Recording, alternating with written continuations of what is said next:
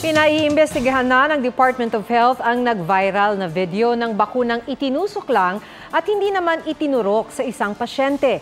Nangyari yan sa isang vaccination site sa Makati.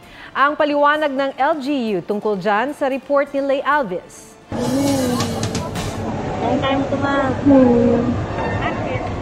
wait lang daw po. Sige na. Sige na? Sige na, ma'am?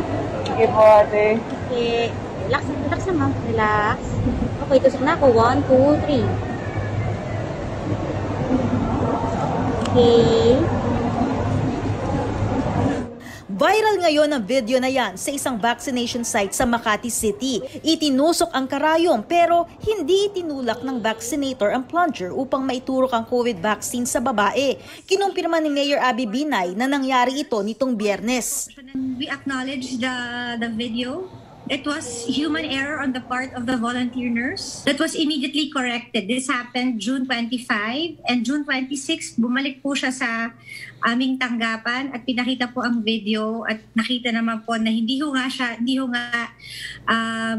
nabakunahan kung kaya't binigyan ho siya agad ng bakuna. So we simply ask for understanding from the public. Dagdag ni Binay, hindi totoo ang bintang na ibinibenta ng nasabing nurse ang bakuna. Ginagamit daw ang issue sa pamumulitika. Ang Department of Health iniimbestigahan ang nangyari. We cannot tolerate such an action that is a violation of our existing protocol, and so they can be held liable and imposable penalties. Sabi naman ng National Task Force Against COVID-19 at ng Palasyo, isolated case lang ito. Mga kababayan, tignan naman po natin, naka 10 million jobs na tayo at ito naman po ay isolated case talaga on the part of an overworked na volunteer pa na frontliners. Ang 74 anyos na taga Valenzuela na si Lola Nieves Katakutan ang itinuturing na nakatanggap ng ika-10 milyong dose ng COVID vaccine sa bansa. Masaya ho ako. Kasi po, Na-injectionan ako ng pang 10 milyon. at Makakapag-ano na ako, makakalakad-lakad na ako. Di na kami nila ikukulong. Sa tala ng DOH, 7.5 million na ang naka-first dose habang 2.5 million ang fully vaccinated. Bumibilis na raw ang pagbabakuna sa bansa. Nung March to May, ang total nating nabakunahan, 5 milyon sa buong bansa.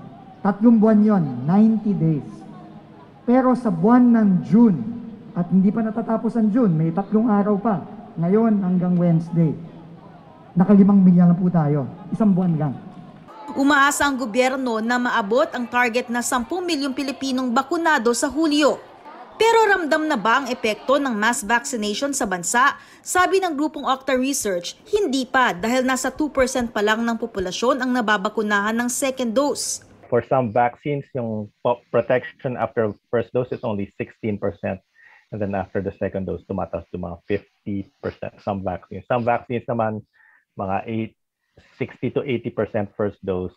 The second dose counts a lot. It must be 2 weeks after the second dose.